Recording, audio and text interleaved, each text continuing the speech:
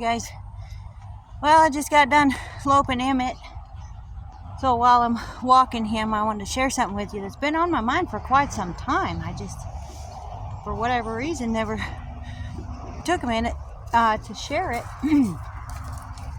Regarding leadership, this is something that I learned working cows. Not so much working cows, but managing my guys working cows. And it has also come to be meaningful and appropriate when I teach writing classes. And that is, one, I don't know about you all, but I've always sort of struggled with the whole servant leadership. I know it's biblical and it's kind of a Christianese. So I have a hard time with all of that, to be honest with you. But I've always, that just kind of stuck in my craw a little bit. Servant leadership. It sounds like a contradiction to me. Which goes, biblical things are hard to understand. But that being said, what I learned regarding servant leadership, it is, in truth, if you are truly wanting to be a leader for something, meaning to accomplish something, it really is true. But you know how I figured it out? You know how it took life for me is in facilitation. What do I mean by that? When you are in a position of leadership, hey, get over there. This colt's fresh, and so every time my grumpy old man walks by him, he wants to go have a word. So I got to keep him on the other side there. Anyways, facilitation. So, like I said, I learned that working cows. My job, we had 8,000 head. I had 4 guys working cows. And if you're working dairy heifers, you handle them all every day. And that is a lot. And my guys were very good.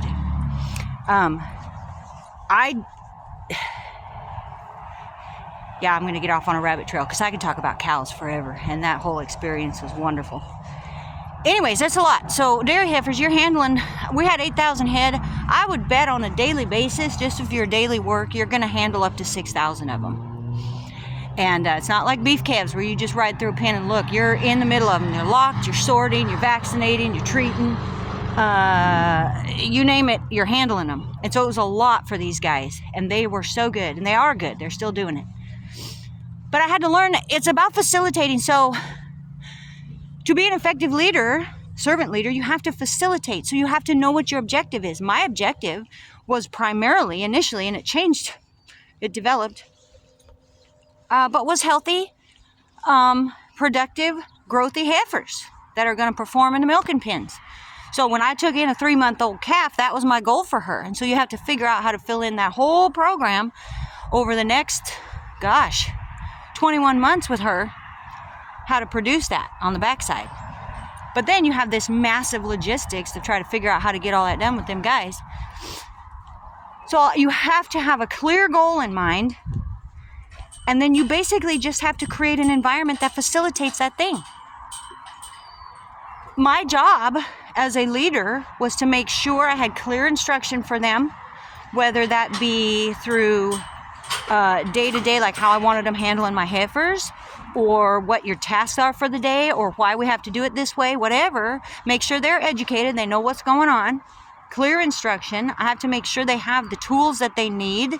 I have to make sure they don't hate their life. That's why I say it developed over time, because I didn't lose the vision for my heifers, and that was obvious because they were bangers.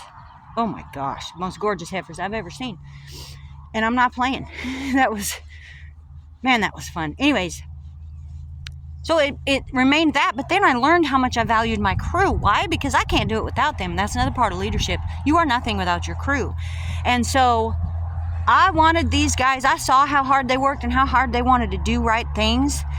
And so I have to then protect their, basically their mental state. You're going to be good to them. You're going to be respectful to them. You want to make sure you run interference for them if some of the other managers are hassling them. If I tell the boss we need something and he don't want to give it, I got to go advocate for them guys. And so it became as much about fostering them as it did my heifers. It was kind of neat. But regardless, you have a clear objective, and then you facilitate the work. That's what you do as a leader. You know your objective, and you facilitate the work. Obviously, there's details that go into that. It's more finite than that in the day-to-day logistics and whatnot. But overall picture, that's all it is. And the same thing when I'm doing ladies' classes. I have to create an environment that fosters learning. That requires safety. That requires respect. That requires giving these girls a spot where they can be vulnerable and be comfortable that way, so we can actually learn some things, because we'll cover up a lot of stuff. So you have to facilitate the environment and provide what is needed to do the job. So for me, that's how I learned to process what is a servant leader. You're a facilitator. You facilitate. Same thing with the horses. Hello. You put them in a position where they can learn. You facilitate learning. You facilitate confidence. You facilitate consistency, reliability. So that helped me a lot. Understand what it means to be a leader. We can do that in our homes. Shoot. I mean, pick a spot. Training dogs, kids, your husband. Oh, that's a little tricky right there. But anyway, so I just want to share that, because change your mind. Change your mind. Stop worrying about all this other words that we think we know. You are there to facilitate something. And when you understand that, it changes everything. It takes the ego away. You have a huge responsibility, but it takes the ego away, because like, I'm the boss. Oh man, I'm here to facilitate. So you're like a curator. You're like, you have to make sure all the pieces are in place so they can go do that thing. And then you watch them go. And you're watching out for them. That's it. And so you're looking and wanting to kind of protect them and help them everywhere you can. It's really neat thing. So think of that in leadership. You're going to facilitate whatever it is. There you go.